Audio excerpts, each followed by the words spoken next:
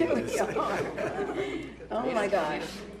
Beautiful sight to behold. I don't want to be in front of you. It's pretty exciting to do the enrollment of a bill that has passed the House of Representatives and the Senate, and now will go over to the Senate to be signed by the Vice President of the United States or his designee. But it's my honor to sign it as Speaker of the House, but I sign it in honor of our conferees. They did a spectacular job, and I'm sure Mr. Hoyer and Mr. Clyburn agree. Chair of the Appropriations Committee, Nita Lowy, the Chair of the Homeland Security Subcommittee of Appropriations, Lucille Roybal-Allard, Henry Cuellar from Texas, the Rio Grande Valley, Pete Aguilar from California, all members of the committee, Barbara Lee, leadership member of the conferees, David Price. I'm not sure David is, but David's had quite a day because he had to go to North Carolina earlier today, but he was a former top Democrat on the Homeland Security Committee and was a very strong force for doing the right thing in there. Steny and Mr. Clyburn and I are appropriators, so we have confidence in the appropriators, as I've said over and over, left to their own devices, working in a bipartisan way and a bicameral way. They can come up with a compromise that is acceptable and that is bipartisan, as I say, that we can all support. 300 votes on the floor of the House. It was quite a remarkable show. And I just, for my own part, want to say that I thank our conferees for having us honor our oath of office to protect our country by securing our border and protecting our values. And where we go from here will be for us all to honor the Constitution, especially Article 1, especially the system of checks and balances. We will not have an end run around the Congress of the United States. And with that, I am delighted to use many pens to sign this important legislation. I guess I should sit down here? Yeah. Okay. Mr. Clyburn, Mr. Hoyer, some comments? Ready? Comments? You're getting the chair. Oh, wait a minute. Of the committee and the subcommittee. Mr. Chairman, Madam Chair. Where's that, Madam Chair? Leadership, member of the committee. Wait, did you want to say something while we're? Well, I'm very pleased that we're at this point in time. But we ought to remind ourselves this is last year's work, and it didn't get done. But I want to congratulate the chair of the full committee and the chair of the subcommittee and the conferees for getting this work done. My objective will be, and I've talked to Chairwoman Lowy about this, my objective will be as the majority leader to make every effort to get our appropriation bills done in a timely fashion so that we do not confront again the threat of or the actual shutdown of the government of the United States. That is not a policy that ought to be repeated, and we will certainly try not to do that. But congratulations to the committee and to the conferees, and very frankly to the Republican and Democratic conferees who all stood on the floor and supported the passage of this, knowing that we needed to get our work done. And our Assistant Speaker, Mr. Ben Ray Lujan. I certainly associate myself with the comments you just heard from our leader. And I want to add my congratulations to you, Nita. Thank you so much for this. And my classmate, Lucille.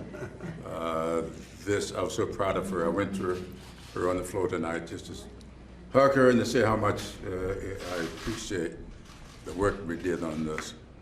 You know, this afternoon, I spent a lot of time on the phone with a lot of people, and as the leader said, I had a few telephone conversations with the minority whip, Mrs. Scalise, and we were bargaining for 70 votes. and he came up with, 85? 87. 87. So we thank them as well for making this a real, genuine bipartisan effort. That's what the country wants from us. Work together, get the people's work done. And I want to thank these conferees for the work they did, creating an atmosphere within which we could get the people's work done. Thank you. Thank you. Mr. Ben-Lujan? Just again, simply the effort of our conferees, the guidance of our speaker, and the work of what was absolutely needed to ensure that this could get done. As Mr. Clyburn and Mr. Hoyer clearly laid out, the importance of the bipartisan work to get everything done for the good of the country. Also looking at important modern investments when it comes to border security, but the work of the conferees also built upon the humanitarian responsibilities that we have to make a difference with these important critical infrastructure investments across the country. So again, Nita, Lucille, our two chairs, but of course the work of Pete and Henry and Barbara and David, I couldn't thank enough. Thank you, Madam Chair.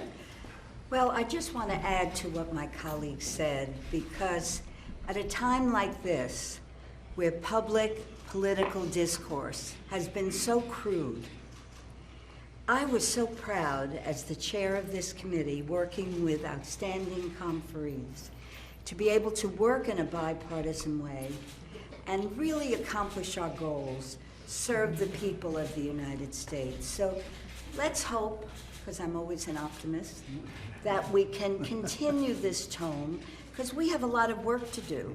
As we complete this bill, we have to begin on 2020, where we have 12 new bills that we have to work on. And I really do hope that we can work together in a civil way, accomplish our goals, and serve the people of the United States of America. That's the way this process should work. Thank you. Thank you, Madam Chair, for chairing the joint bicameral conference in such a distinguished and effective way. Congresswoman Roybal-Allard, let's just hear it for Lucille.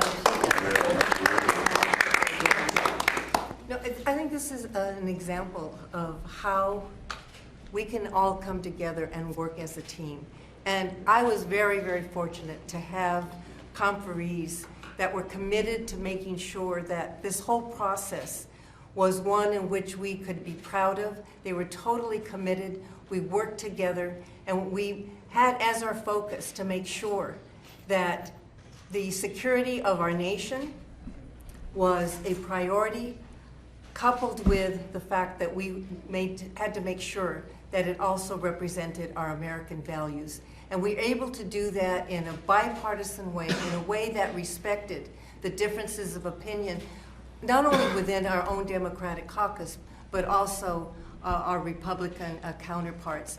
And because we worked in this bipartisan way, respecting each other, with the same focus of getting something done to make sure the government was not shut down, but that our product was one that we could all feel good about.